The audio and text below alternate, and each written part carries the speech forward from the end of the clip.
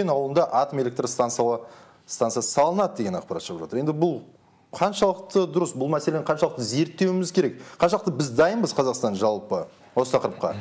Бізде бүгін студияда қонақта дәл осыға тікелей жауап беретін Қазақстан Республикасы энергетика вице-министрі Есімхан Сұңғат мырза. Қош келдіңіз, Сұңғат мырза.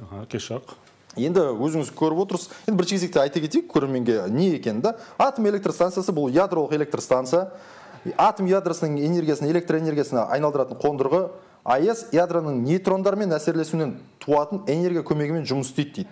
Енді қарапайым тұрғыда қарапайым тілмен айта аласыз ба? Бұл жалпы қаншалық? Ол жалпы былай айтқанда қазір біздің өздеріңіз білетіндей Қазақстан осы уранның деңгейінде ең ірі мемлекет болып саналады. Уран өндіруден біз қазір бірінші орында тұрмыз. Уранның біздің запастарымыз бойынша әлемде екінші орында тұрмыз. Сондықтан осы ураннан келесі деңгейдегі переделдарда жасалатын нелер бар. Кезең бұл АЭС болады. Кезең жоқ, ол тағы екі-үш кезеңі бар, оны өндіретін, сосын соңғысы ол АЭС. Түсінікті. Сонда қолданылады. Сұңғат мырза, жалпы сіздер енді кешеден бері әлеуметтік желіні бақылап отырған шығарсыздар, қазір көріп жатырсыздар, мысалға осы АЭС-ке қатысты әртүрлі пікірлер желіде естіп тұр былай айтқан кезде. Тіпті бізде өзіміздің YouTube-тағы сауалнама жүргізіп көрдік қарапайым халықтан, оны қазір көрсететін боламыз оған қатысты. Енді жалпы әңгіме неден басталды? Не үшін, осыдан бастайықшы, не үшін бұл бізге қажет болды аяғасынан? Бұл енді бұрыннан бері айтылып жүрген әңгіме ғой, әрине. Әрине, ресми түрде ең алдымен мемлекеттік басшылығын тапсырмасымен ол 90-шы жылдардан бастап зерттеліп келе жатқан мәселе. Өздеріңіз білетіндей, жалпы біздің Қазақстанның территориясында атомдық станция болған.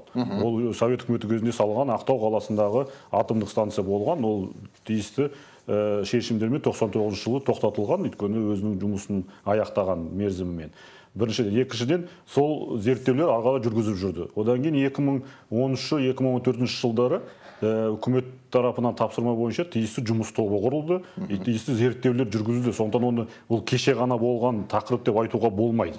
Біріншіден, екіншіден, әрине бізде әлеуметтік желіде бәріміз оқитын мәселе ғой. Бізде енді президенттің ресми сапары болды, сондықтан Ресей деңгейінен өзінің ұсынысы жасалды. Өздеріңіз жаңа басында өзіңіз айтқандай, ешқандай шешім қабылданбаған, ешқандай құжатқа қол қойылмаған. Сондықтан Қазақстан Республикасында қазір атомдық станция саламыз деген ешқандай шешім жоқ. Путин айтты екен деп бірден біз салып кетпейміз. Әрине, ол бірінші. Екіншіден, жаңағы сол 4-5 жыл бұрынғы берілген тапсырмалардың сәйкесінде тиісті жұмыстар, жаңағы Қазатомпром компаниясы, одан кейін Самұрық қазынасында жанындағы осы Қазақ атом электростанциялар деген мекеме бар. Ол шағын сол зерттеулер жүргізіп жүр. Неге енді сіздің ойыңызша, сіздің жеке пікіріңізді білгім келеді, неге енді Путиннің сөзінен кейін бірден Қазақстанда реакция басталды осындай?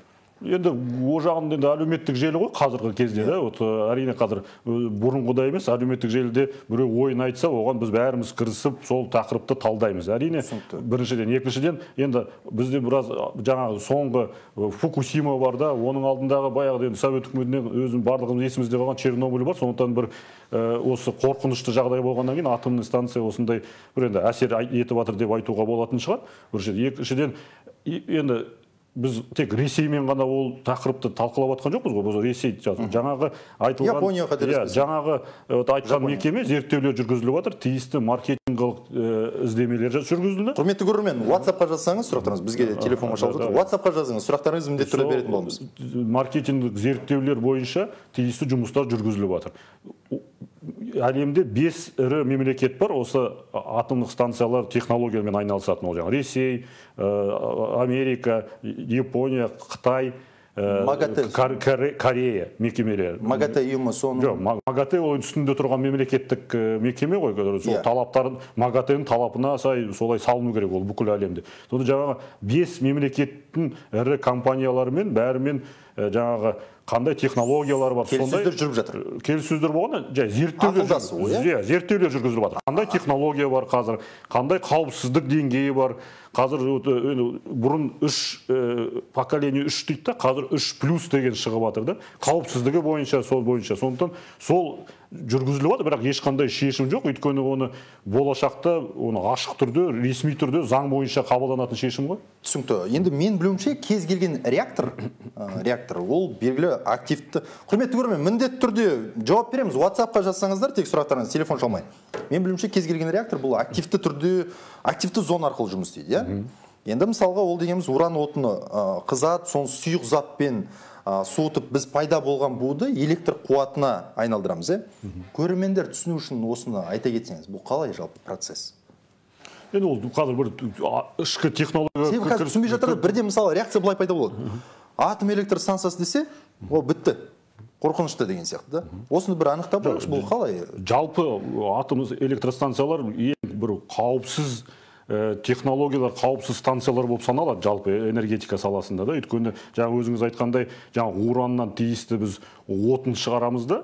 Біздің Ульбы металлургиялық заводы Өскемендегі сондай қазір болашақта Құдай қаласа қазір сол таблеткалар шығарып, сол отын шығарады да. Ол сосын жаңағы өзіңіз айтқанда реактордың ішіне қойылады да. Отын ретінде. Ол жылына 1 рет қана салынатын, сосын қауіпсізді түрде тұратын реактор. Одан тиісті жаңа уже традициялық да электроэнергия сияқты турбина қойылады, не қойылады да электр қуат шығады. Сондықтан ол жалпы біріншіден экологиялық мәселесінен де ешқандай экологияға зияны жоқ, сондай өзінің нелері бар. Сосын атомдық станцияның ол 60 жыл ең кемінде 60 жыл жұмыс істейтін технологиялар. Сондықтан оның осының бәрін зерттеуіміз керек та, жаңа қауіпсіздігін, соның бәрін. Сондықтан ол ешқандай бір атомдық станция сол реактормен ғана жұмыс істемейді. Ол жалпы атомдық станция деген ол кәдімгі электростанция. Біздің электростанция көмірмен, газбен, әртүрлі отынмен істейді ғой. Бұл да отыны енді адамдардың есіне мысалға, тіпті әлеуметтік желіде қазіргі көрсетіп жатқан тіпті кейбір роликтерді қарайтын болсақ, адамдардың есіне атом десе мысалға есіне Чернобыль мен біраз уақыт бұрын болған Жапониядағы Фукусима елестейді. Фобия бар қоғамда, белгілі бір фобия бар. Енді мысалға бірақ Қытай жыл сайын, мен зерттеуім бойынша, Қытай жыл сайын қуатын осы станциялар арқылы күшейіп жатыр, 7-10 блок салады жылына. Енді қауіпсіздік мәселесіне тоқталайықшы. Қаншалықты қауіпсіздік жағынан кепілдендіре аласыздар? Енді ол жаңа мен басында айтқандай, ол тиісті зерттеулер жүргізіледі. Жаңағы Чернобыльдан кейін, одан кейін Фукусимадан кейін ол мәселелерге одан да маңызын қарап жатыр әлемде. Жаңа МАГАТЭ өзіңіз айтқан талаптар қойылып жатыр. Сондықтан ол жаңағы ең соңғы деңгей, жаңа 3+ деген деңгейге шығып, ең бірінші мәселе ол қауіпсіздік. Сондықтан жаңа мен айтқандай, осы атомдық станциялардың ең қауіпсізді бір станциялар деп айтуға болады. Өйткені оған ешқандай электростанцияларда қауіпсіздікке осындай маңызды деп қаражат та не де бөлінбейді. Әрине, жаңа болған Фукусимада, Чернобыльда бір нәрсені айтуымыз керек, ол адамның кінәсімен болған техногендік нәрселер ғой. Сондықтан фобия бар, әрине, сондықтан біз оның бәрін қарауымыз керек. Біз сондықтан ешқандай дәл қазір осы атомный станцияны сала бастайық деген деңгей жоқ. Өйткені екіншіден, рұқсат етсеңіз айтып кетейін, біз ол тек көрермендер ойлап қалмасын, біз тек болашақта атомный станцияны ғана саламыз деп зерттеу жасап жатырмыз. Бізде газ бар. Біз болашақта газбен жұмыс істейтін электростанцияларды дамыту. Екінші гидроэлектростанция. Әрине, гидроэлектростанцияның потенциалы бізде біраз аздау, өйткені бізде ірі өзендер аз ғой. Біз жаңағы Ертіс бойындағы бізде 3 ірі гидростанциямыз барды. Бірақ соңында тұрған Шүлбі гидростанциясының көлемін көтеру үшін қазір біз оның төменде контррегулятор салу мәселесін қарастырып жатырмыз. Қапшығай гидростанциясының көлемін көтеру үшін, маневрлық көлемін көтеру үшін, оның астында Бұлақ деген контррегулятор салу мәселесін қарастырып жатырмыз. Екінші жаңа айтқандай газ мәселесін қарастырып жатырмыз. Өйткені бізде газ бар, әрине газында экспорттық потенциалы бар, бірақ мемлекетте газ электростанцияны салу мәселелері қарастырылып жатыр. Мысал ретінде біз Шымкент қаласында 450 мегаваттық осы парагаздық станция салуға қазір осы ERG компаниясымен тиісті жұмыстар жүргізіліп жатыр. Сондықтан барлық көлемде оны барлық жағынан қарастырып жатырмыз да, соның біреуі зерттеудің ішіндегі атомдық станция. Өйткені жаңағы басқа мемлекеттерде айтып отырмыз, мысал ретінде Францияның 80% электроэнергиясын атомдық станциялар шығарады.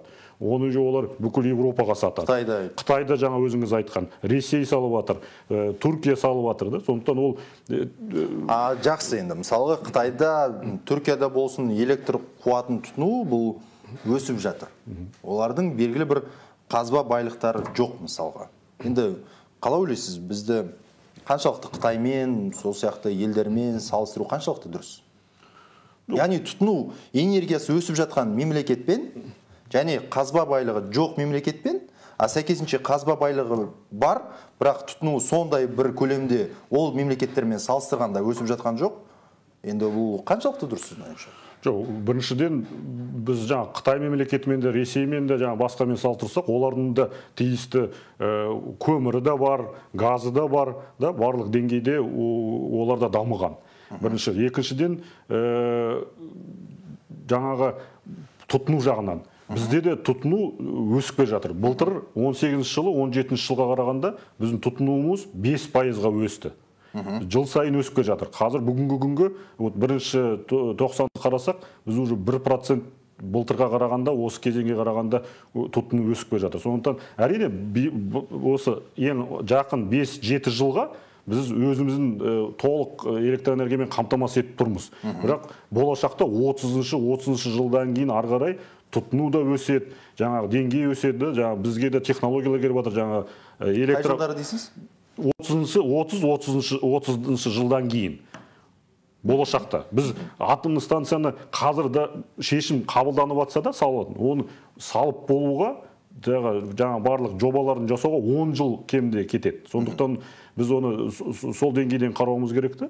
Сосын бұл жаңа технология бір жағынан. Оның жанында жаңағы ғылымда дамиды, басқа да дамиды біздің осы жаңағы ядролық саладағы істейтін мамандардың.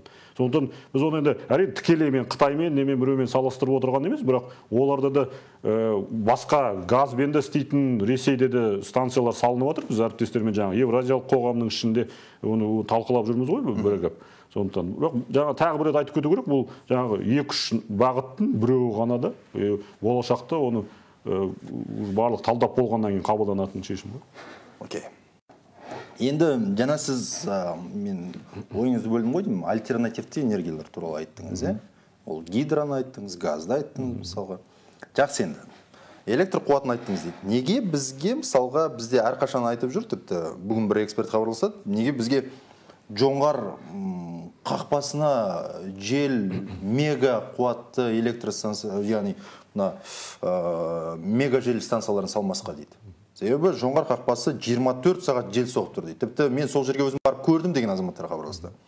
Тиімсіз бе, ол қалай ойлайсыз? Осыны бір зерттеу, енді сіздер мен байқауым бойынша көп жағдайда зерттеу жасайды екенсіздер, маркетингтік болсын, басқа тұрғыда болсын. Осыны бір зерттедіңіздер ме ғылыми тұрғыда? Жоқ, әрине жаңа өзіңіз айтқандай ол енді альтернативке байланысты. Жел күн, баламалы электроэнергия деп айтып жүрміз ғой қазір. Оған да тиісті біздің индикаторлар бар. Біз елбасының тапсырмасы болды. Біз 20-шы жылы сол баламалы электроэнергияның көлемін 3%-ға жеткізсек, 30-шы жылы 10%-ға жеткізуіміз керекті. Соның тиісті ол жұмыстар жүргізіліп жатыр.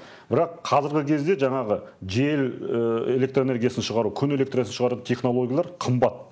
Өйткені әрине оны тез салуға болады, бірақ оның тарифі 20 теңгеден артық.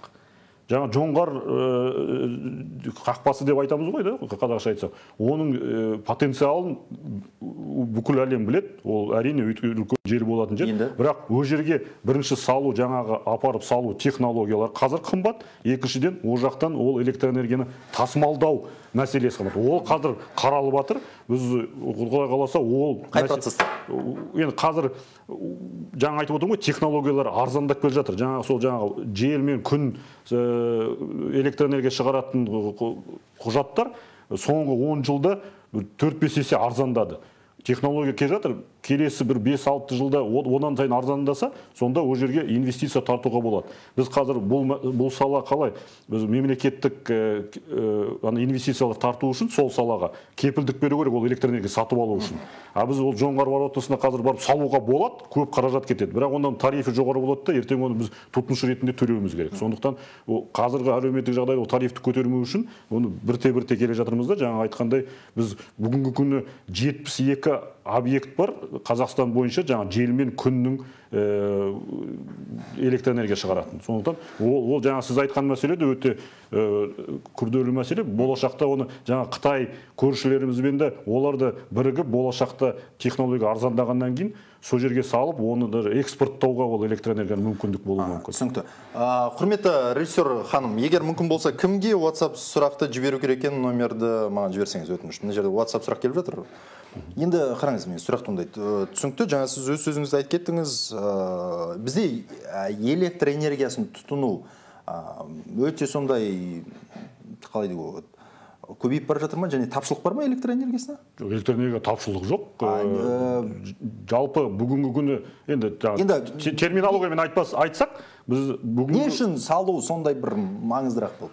Жоқ, тағы да Ерболат мырза, қазір салу деген маңызды деп ешкім айтып тұрған жоқ. Окей. Бірақ бар ғой, негізі мақсат бар ғой. Болашақта біз қазір бізде тапшылық жоқ. Бірақ осы процесс енді бұл зерттеп жатқан, сіздерде енді белгілі бір тұрғыда бекер зерттемейсіздер ғой, дұрыс па? Жоқ, әрине, сондықтан мен жаңа айтып отырған атомдық станция, газбен істейтін станция, не гидраны, қайсын тиімді болады, қандай технологиялар бар, соның бәрін зерттеуіміз керек қой. Біз оны жайдан-жай айта алмаймыз ғой. Қазір тапшылық жоқ, 30 жылға қарай тапшылық болады. Мына ақпарат қайдан шықты? Алматы? Жоқ, жаңағы бағана мен айтқандай, басында біз 13-14 жылы, еще 90 жылдан зерттеліп келе жатқанда, басында 5 регионда площадкалар қаланды да, орындар. Одан кейін соңғы 13 жылы қаралғанда топта 3 орын қаралған. Ол Ақтау қаласы, өйткені ол жерде атомный станция болды да. Курчатов қаласы, өйткені ол жерде жаңағы бұрынғы Семипалатин не бар, біздің зерттеу полигоны бар, сонда мамандар бар деп. Үшінші мәселе ол сол Балқаш көлінің жанындағы бір орын мысал ретінде қаралды. Сондықтан ол дәл сол орын болады деп тұрылған жоқ, бірақ жаңағы жұмыс тобының қараған сол жерлерді аралап, көріп, технологияға бойынша, екіншіден тапшылық жаңағы да. Біз жалпы Қазақстан бойынша тапшылық жоқ, бірақ оңтүстік жақта тапшылық бар да, солтүстік жақта бізде профицит. Біз қазір жаңағы былтыр солтүстіктен оңтүстікке шейін электролиниялар салып, электр энергияны сол жаққа тасымалдап жатырмыз. Сондықтан техникалық жағынан, тапшылық жағында сол жақта болашақта жалпы ол Совет үкіметі кезінде сол площадкада үлкен көмірмен істейтін грестер салыну керектін. Сондықтан бір 2-3 орынның біреу ретінде қаралды. Оны Алматы облысында сол жерде, өйткені ол жерде электростанция салыну керектін, ол жерде үлкен біздің Кегок компаниясының подстанциясы бар, электр энергияны тасымалдайды. Сондықтан осы 2-3 орын қаралды, соның біреуі бұл Алматы. Оны нақты сол орын таңдалды деп айтуға болмайды бүгінгі күн. Біз осы мәселені зерттейміз. Ары қарай зерттейміз. Бірақ АЭС құрылысы бойынша нақты шешім әлі қабылданған жоқ. Алматы облысында салатын болдық. Үлкен ауылындағы қайда. Вице-министр Мырзағалиев. Мен дәл не айтқан көріп, одан кейін оның бір сонда айтқан интервьюында Курчатов пен сол Алматы облысы қаралып жатыр деген ақпарат айтылды. Ол рас, ол 2 площадка қаралып жатыр бүгінгі күнгі. Мысалы, бірақ жаңағы басында өзіңіз айтқандай, оның тиісті шешім қабылданғанның кезінде де мүмкін. Онда тиісті үкіметтің шешімі болады. Жергілікті органдармен келісу керек, әлеуметтік халықпен әлеуметтік тыңдаулар өткізілу керек. Оның бәрі өтпей, заң бойынша ол жасалмайтын нәрсе. Жақсы. Қараңыз, жаңа сіздің сөзіңізге қоса кеткім келеді, өте бір жақсы идеяны айттыңыз. Ол мысалға елбасы Нұрсұлтан Әбішұлы Назарбаев 2025 жылға қарай өзіңіз айтып кеттіңіз, мен сәл қосымша ретінде ақпарат ретінде айтайын. Электр энергиясын тұтынуда 25% бұл альтернативті энергия болу керек екенін айтқан, яғни су, жел, күн. Одан 2050 жылы электр энергиясын тұтынуда 50% бұл Қазақстан жасыл экономикасы концепциясына сәйкес. біз осыған жеткізуіміз керек. Енді сіз айтып отырсыз маған, бұл қымбат, бұл өте қиын процесс деп. Енді біз бұл жерде менде сұрақ туындап тұр. Енді атом сияқты, тағы да басқа сияқты осының бәріне қарсы негіз. Осы елбасының осы концепциясына қарсы. Біз жете аламыз ба осы 50%-ке? Ең құрғанда 2025 жылы 25%-ке. Жоқ, бір дұрыс табы айтатын, 3% 20-шы жылы, 30-шы жылы 10%. Бұл енді, мен ойдан алған жоқпын әрине. Жасыл экономикасы концепциясында дәл осылай көрсетілген. Жоқ, оны 25% деген ана энергия үнемдеу мәселесі бойынша. Жоқ, тұтынуда, вот этот ВЕ дейді ғой, альтернатив. Баламалы электр. Жоқ, мен оны нақты айтамын, мен қазір спорласпай қояқ, 3% 20-шы жылы, 10% 30-шы жылы, 50% 50-ші жылы. Бірақ 50-ші жылы ол баламалы ғана емес, ол альтернативтіктік дегенде, жаңағы көмірде неден кету, альтернативтіктің ішіне, мен оны ашық айту керек, оған атомдық станцияларда кіреді. Кіре ма? Кіреді. Атом қарсы емес пе ол? Атом қаншалықты сәйкес келеді егер баламалы? Өйткені ол неде жаңағы экологияға неге бәріне зиян келтірмейтін нелер. Бұл да енді шикізаттан алынады ғой. Ал бұл жерде күн жел энергия бұл баламалы болып саналады. Баламалы болып саналады. Сондықтан ана талапта 50-ші жылы баламалы емес, альтернативтік деп жол тұрған. Ол альтернативтік деген жаңағы көмірмен неге газға альтернативті деген сөз. Бірінші, екіншіден әрине мен жаңа басында айттық қой, технологиялар арзандайды ғой, 30-шы жылы сіздердің зерттеулеріңіз бойынша сонда арзандайды, иә? Арзандайды, ол енді әлемдік деңгейде ол бәрі белгілі, технологиялар арзандап келе жатқан. Сондықтан 90% бекініп айтуға болады, 30-шы жылы күн мен желдің электроэнергияның бағасы көмірмен шығаратын бағамен бірдей болады деп айтуға болады. Бізде түсінікті мұнай таусылады. Енді ол шикізаттың таусылатын түсінікті. Негізгі тіпті жоспарлар бойынша алдағы 40-50 жылда қоры, бұл енді кейбір зерттеулер тіпті 60-ға дейін жетуі мүмкін. Бірақ негізгі, бірақ менде сұрақ туындайды, сол кезде осылардың орнын қайсысы басуы мүмкін? Сіздердің енді зерттеу жасап жатырмыз ба? Әрине, оны тағы бір ақпарат айтайын. Бүгінгі күні біздің электроэнергия өндіретін мекемелердің 70% көмірмен істейді. Бұл керемет негіз, өйткені көмір 500 жылға жетеді. Көмір 500 жылға жетеді. Бірінші, екінші, газбен істейтін станциялар жаңағы 20%, 10% бізде жаңағы гидростанцияларда деп отырмыз ғой. Бірақ әрине біз енді ол болжамдар ғой, ол 60 жыл, 50 жыл деп айтып отырмыз, бірақ жаңадан жаңағы мұнай, газ шығатын жердің қойынан шығарып жатқан жаңа көлемдері бар да. Сондықтан технологиялар өзгеріп жатыр. Газ саласында да технологиялар, газбен істейтін көмірде де технологиялар, газбен істейтін электростанциялардың технологиялары өзгеріп жатыр да. Бұрын мысал ретінде 1 киловатт шығару үшін бір көлем газ керек болса, қазіргі жаңа технологиялармен одан бір 2 есе аз пайдаланатын газ технологияларға шығып жатыр. Сондықтан енді бұл келесі деңгейдегі бұрынғы бір жерде тұрмағаннан кейін даму. Өйткені ойлаймыз, басқа жаңа бір баламалы тағы бір жаңа шығатын жаңа көмірден газ шығаратын технологиялар шығып жатыр қазір. Сондықтан біздің көмірді дұрыстап өндіріп, басқа жаңа газ шығарып, одан ары қарай экологиялық таза отын шығаратын технологияларға да жететін шығарымыз деп ойлаймыз. Өйткені оны жаңағы көршілеріміз Қытайда жасап жатыр. Пландарыңызда бар ма ондай негізі зерттеуде? Жоқ, ол зерттеліп жатыр. Мысалы, Қытай мемлекеті. Көмірді біз қазір кейбір сарапшылардың ойынша, көмірді біз қазір, сіз өзіңіз айтып отырсыз, яғни газ шығару, басқаны айтып отырсыз. Біз тиімді пайдаланып жатқан жоқ сияқтымыз осы көмірді. Тиімділік тұрғысынан айтып отырмыз. Мен тұтыну тұрғысынан түсініп жатырмыз, бірақ тиімді тұтыну тұрғысынан. Көмірдің біз қазіргі өндіріп жатқан көмірдің әрине 50-60% жаңа электростанцияларда жағылады, 30-40% жаңа Ресейге экспортталып жатыр. Әрине келесі деңгейге өтуге тырысып жатырмыз, бірақ онда зерттеу керек. Біздің көмірдің бір басқа характеристикалар бар да, бұл үлкен күл жағынан үлкен да, мысал ретінде Екібастұздың көмірінің, біз орысша айтқан зойность дейді ғой, 40%-қа шейін жетеді.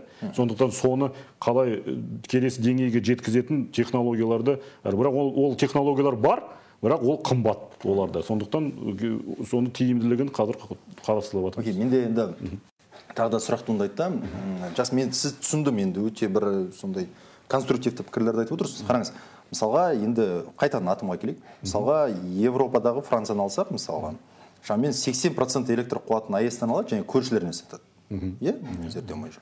Одан кейін ал біз ше, мысалы көрші кімге сатамыз? Қырғыз бен Өзбекке сатамыз ба? Оларда бізден де арзан электр қуаты мысалға. Оларда гидро бар өздерінің мысалы. Кімге сатамыз? Сондай зерттеулер бар ма сіздерде? Мысалы маркетингтік зерттеу жасақ дедіңіз ғой енді. Әрине. Біріншіден біз айтып отырғанымыз, бірінші әрине ішкі көлемде жеткізуді. Біз жаңа басында айтқандай жыл сайын бізде де тұтыну өсіп жатыр ғой. Сондықтан біз 30 жылдан кейін электроэнергиямен қалай қамтамасыз етеміз, соны қарауымыз керек. Біз қазіргі істеп тұрған электростанциялар олар өмір бойы істей алмайды, тоқтамай істемейді ғой. Олардың да бір деңгейі келеді. Там 40 жыл, 50 жыл істейді, сосын оларды тоқтату керек. Оның да бір мерзімі бар. Оны тоқтатқаннан кейін біз қайдадан көмірмен істейтін электростанция салуымыз керек па, газбен істейтін салуымыз керек, соны қарауымыз керек. Екіншіден, жаңа өзіңіз айтқандай, экспорттық потенциал әрине біз қарастырамыз. Өйткені қазіргі кезде Евразиялық қоғамның ішінде біз біріккен осы электроэнергетикалық нарығын талқыланып жатыр қазір 5 мемлекеттің ішінде. Қалай бір-бірімізге электроэнергия сатамыз, қандай ол нелерде болады, нарықтық деңгейде болады. Болашақта 25 жылдан кейін там газ бірігіп қалай бір-біріне сатамыз. Сондықтан экспорттық потенциал болады деп болжамдамыз. Біз былтыр біздің Екібастұз станциясы Ресейге былтыр біздің Екібастұз ГРЭС бір мекемесі 3 миллиард киловаттай электроэнергия сатты Ресейге. Сондықтан болашақта АЭС бойынша. Жоқ, АЭС-ті егер АЭС бойынша алатын болсақ. Жоқ, АЭС бойынша алсақ, тиісті технологиямен тиімді салсақ, 10 жылдан кейін де салынып болғандай. Ол арзан электроэнергия болса, біз оны ішінде, мемлекеттің ішінде өзіміздің экономикамызда тұтынуымыз керек, ең бірінші. Екінші, артықшылық болып атса, профицит болып атса, біз онда оны мүмкіндік бойынша қазір біздің станциялар, жаңа ірі Екібастұз станциялары Ресейге ғана емес, Белоруссия, Европа жағында болашақта қалай ойлайсыз? Логиканы мен түсінемін. Жоқ, біз атомдық станцияны мысал ретінде салсақ, электроэнергия шығарсақ, сонда басқа. Жоқ, оны біз жаңа айтып отырмын ғой, бізде тұтыну көбейіп келе жатыр. Сондықтан ол станциялар бір жағынан істейді. Екіншіден біз мысал ретінде салып атсақ, біз жаңағы газ станциялары аздау жұмыс істесе, ол газды аздау тұтынады, ол газдың экспорттық потенциалы шығады. Біз мысал ретінде қазір газ экспорттауға қымбат бағамен сатылады, ішкі тұтыну жаңа электростанцияларға арзан бағамен беріледі. Сонда жаңағы арасындағы дельта жаңағы бюджетке да салық ретінде түсетін оның потенциалы бар. Біріншіден. Екіншіден, көмір, әрине көмір жаңағы өзіңіз айтқандай 300-500 жылға бар, бірақ қазіргі экологиялық мәселемен жаңағы Париждік келісімдерге бәріне біз қолдап отырмыз ғой. Сондықтан көмірдік мен істейтін электростанцияларды бәрін азайту талаптары көбейіп жатыр ғой. Сондықтан экология жағынан. Бізде жоқ, проблема менің ойымша мынада сияқты, көмірді азайту жағынан бұрын жаңа технологияларды мен сөйлестім бір азаматтармен, осы саладағы мамандармен. Сол кезде олардың айтуы бойынша бізде қазір проблема көмірді, яғни қолдану бойынша жаңа технологияларды қолдану ұсынып отыр дейді. Біз Қазақстан көбінесе сол технологияны, яғни мысалға жаңағы істейміз ғой, яғни шығындар, зиянды қалдықтарды шығару бойынша немесе ауаға шығару бойынша, яғни сол технологияларды пайдаланбай отырмыз дейді. Егер пайдалансақ біз көмір оңай бізде тұтынуға болушы еді дейді. Яғни проблема осы сияқты. Жоқ, әрине, жаңа өзіңіз айтқандай технологиялар бар, бірақ ол технологиялар қымбат. Біз ол технологиялар қазір біздің көмірмен істейтін станцияларға қолдансақ, ол қаражатты бір жерден алуымыз керек қой. Онда тариф көтеріледі. Көрдіңіз бе? Жаңағы көмірмен істейтін электростанцияны газға ауыстыруға болады. Бірақ онда газ қымбаттау көмірден бізге 70-80%-ға тариф өседі. Біз оған дайынбыз ба? Жоқ па? Яғни бәрі бір-бірімен тікелей байланысты. Әрине да ол бір жаңағы тариф өсіруге біз дайынбыз ба? Жоқ па? Әлеуметтік жағдай бар. Соны керемет. Енді егер біз халықтың пікірін көрейік, дәл қазір бізге берсеңіздер, қараңыз не яғни біз сұрау салған болатынбыз әлеуметтік желіде, YouTube-та халықтың пікірін. Бізге берсеңіздер экранға өтініш. Мінекей. Владимир Путин еліміздің атом электр станциясының құрылысын ресейлік технологиямен жүргізуді ұсынды. Бұл АЭС Алматы облысында салынуы мүмкін. Қалай қарайсыз? Қараңыз. Қарсымын деген 88%. 90% деп толығымен айтуға болады. Шамамен 1600 адам дауыс берді. Бұл жақсы көрсеткіш. 12% адам қарсы емеспін деп берген екен. 140 комментарий болған. Бұл кәдімгі ашық дауысқа салыну. Бұл жөнінде неге осы қарсы?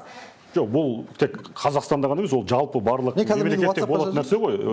Ерболат мырза, әрине. Бұл біріншіден жаңағы өзіміз айтқандай, жаңағы басында жаңағы Фукусимадан енді бір 7-8 жыл ғана өтті ғой да, бәріміздің бір қорқынышымыз бар. Біз қазір атом станцияны талқылап отырмыз, біз басқа саланы айтсақ та, біз ол саланың маманы болмасақ, бір естиміз де қаупі бар деп. Оған өзіміз оған қорқынышпен қараймыз. Мына нәрсе сұрайшы мен мысалға, жалпы әлемде мысалға бір анализ жасап көрдіңіздер ме?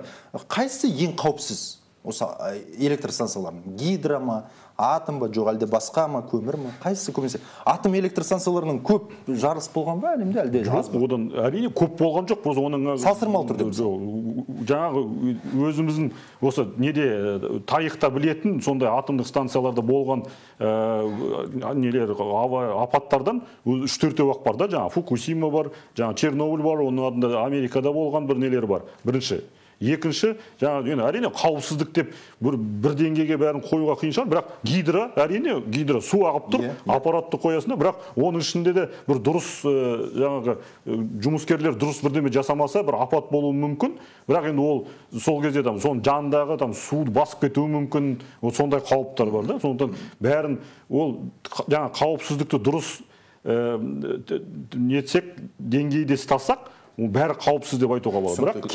Бірақ жаңа мен тағы бір қысқаша қосатын, жаңағы фобия деп айтамыз ғой, олай деп айтуға да болмай шығар. Әрине бір өйткені дауысты экранға шығарып қойсаңыздар. Қазіргі кезде бәріміз осындай әлеуметтік желіде бәрі дамыған кезде әр адам өзінің пікірін айтып жатыр.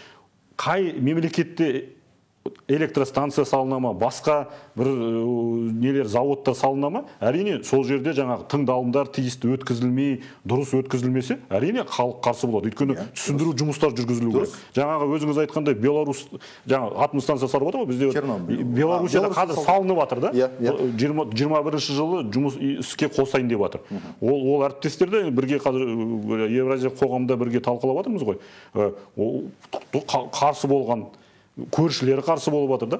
Сондықтан тиісті біз жұмыс жүргізіп, түсіндіру жұмыстар жүргізілмесе, жаңағы заң бойынша барлық деңгейлерді өткізбесек, әрине ондай халық қарсы болады да, ондай шешім қабылданбайды. Сондықтан біз оны барлық бір деңгейге келген кезде оны ашық түрде жарияланып жасалады. Түсінікті, керемет. Енді бізге тағы да экранға беріп қойсаңыздар, жаңағы өтініш сұрауды сауалнамын. Сұрақ Сұңғат мырза. Мысалға, біз енді жақсы салатын болдық дейік. Қай негізі аймақ тиімдірек? Қай бір орын тиімдірек негізі? Алматы ма, жоқ әлде Курчатов па? Кейбір физик мамандар айтады, осы ядро физиканы бітірген мамандар. Курчатов өте ыңғайлы негізі дейді да. Оны Ерболат мырза нақты айтып алайық басында. Зерттеу бойынша. Мысал ретінде. Қайсы басымырақ мысалы зерттеу бойынша? Мүмкін салынса деп. Қазір көрермендер автомат түрде сөзімізді әлі алу мүмкін. Бірақ сонда да енді ғылыми зерттеу бойынша. Әрине. Екі вариант па бізде сонда ұсынып отырған? Бүгінгі күні қаралып жатқан екі вариант. Балқашта айтылған болатын кезінде. Жоқ, жаңағы Алматы облысы деген, ол Алматының жанында тұрған бір жер емес. Ол 300 километр. 450 километр жерде. Жаңағы сол Балқаш көлінің жиегіндегі бір жер, үлкен деген поселок. Аумақты. Өйткені атомдық станция салуға оның жанында тиісті су не болу керек, қоры болу керек. Сондықтан жаңағы Курчатов деп атқанымыз, ол Ертіс өзені бар. Екінші, жаңағы айтып атқан жаңағы Балқаш көлі, оның Ақтау бар, Каспий теңізі бар да. Сондай деңгейдегілер орында қаралып жатыр.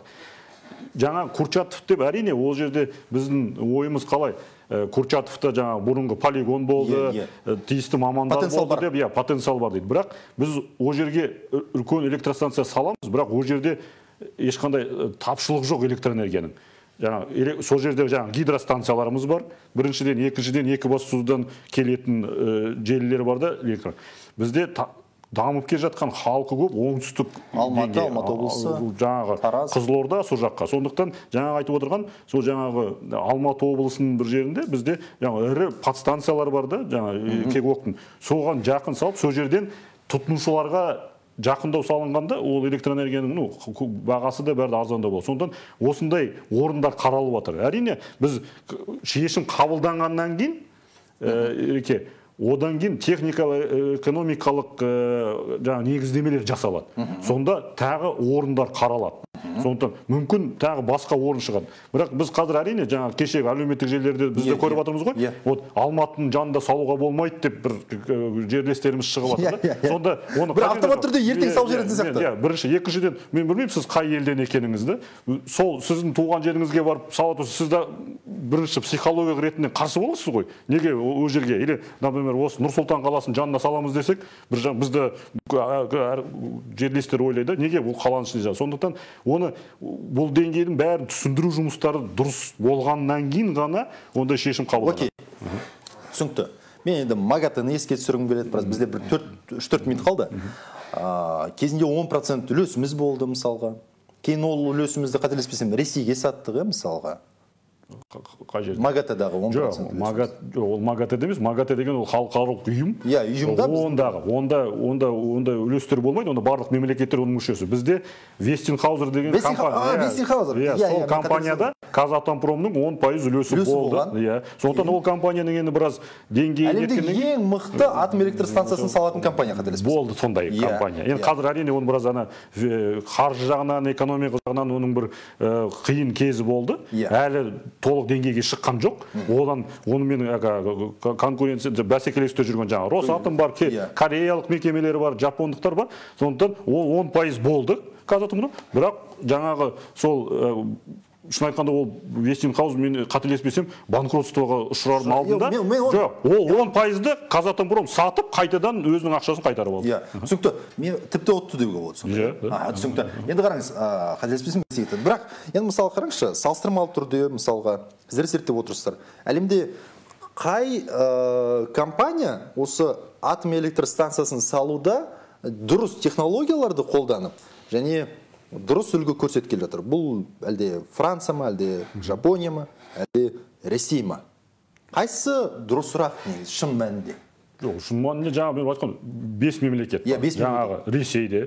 Қайсының көбі, былай айтайыншы мысалы, бұл мемлекеттердің өздерінің қызығушылығы бар ма бізге салуға, әлде қалай? Жоқ, әрине бар. Біз жаңа айтқан зерттеулерде жаңағы біз 5 мемлекетке қандай технологияларды ұсына аласыздар деп сондай тиісті өтініш жіберілді жаңа біздің компаниядан. Осы жазға қарай олар өздерінің ұсыныстарын қандай технологияны береді. Жаңағы Қытайда үлкен ірі компаниялар бар, олар салынып жатқан, білесіздер, олар тек Қытайда ғана емес, басқа Кореяның үлкен ірі мекемесі бар, оларды саламыз деп отыр. Олар қазір ақпарат ретінде айтайық, Дубайда да Эмираттарға 4 блок салайын деп жатыр Кореяның компаниялары. Ресей енді Росатом олар ұсынып отқан, олар жаңа айтқандай Түркияда, тағы бір басқа Белоруссияда салып жатыр, өздерінде салып жатыр. Сондықтан Францияның да, Франция, Жапония, жаңа өзі сол 5 мемлекет, оларда біреуінікі артық, біреуінікі кем деп айта алмаймыз да, өйткені олар бір кім қандай технологиясына және қаншалықты бізге тиімді, сол жағынан қарайды. Одан кейін жаңа қаражат жағынан қандай ұсыныстар болады да, өйткені оған бюджеттің ақшасын шығармай, инвесторлар өздерінің бір қаражатын, оны қандай тиімді бізге ұсынады, қандай мерзімге ұсынады, соны қарауымыз керек, өйткені оған байланысты жаңа тарифта байланысты бар. Керемет. Көп рахмет сізге, Сұңғат мырза. Бірақ енді мен мүмкіндігінше мына WhatsApp-тан келген сұрақтарды оқып өтейін, өйткені ұят болады. Сәлеметсіз, мүмкін менің сұрағыма жауап берілген болар, бірақ мен қазір ғана қарап отырмын, сондықтан сұрағым, неге АЭС дәл біздің елде салу керек, неге Ресейдің өзінде емес дейді. Қай елде АЭС салу арзан, мақсат қандай мақсат дейді. Қалай десек те қауіп өте көп, Ресей өзі бақылайды, Ресейге мүдделі қаламыз дейді. Европа бұдан бас тартып жатыр, біздің газды босқа далаға жағып жатыр дейді. Елдер бойынша АЭС-тарда авария болғандығы туралы статистика бар ма дейді. Енді дұрыс сұрақ сияқты болды.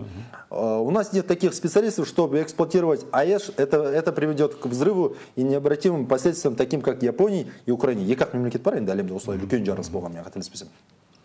Электроэнергия в Казахстане предостаточно, не нужно продавать ее в Россию дейді.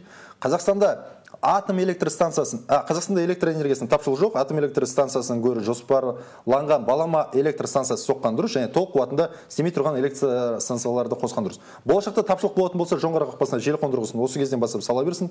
2030 жылға дейін ақшасын өтейді, тариф бағасы түседі дейді. АЭС-тан қымбат болмайды қалай дегенде? біз қарсымыз. Қысқасы осындай ақпарат көп. Чернобыльда аяқ жарылды. Экспо нешін жасады? Қайда күн энергиясы? Қысқасы мен өте көп. Мен сізге бұны міндетті түрде беретін боламыз. Бұл пікір саналуандығы, бұл мен жаңа біз көп сұрақтарға жауабын айтқан сияқтымыз.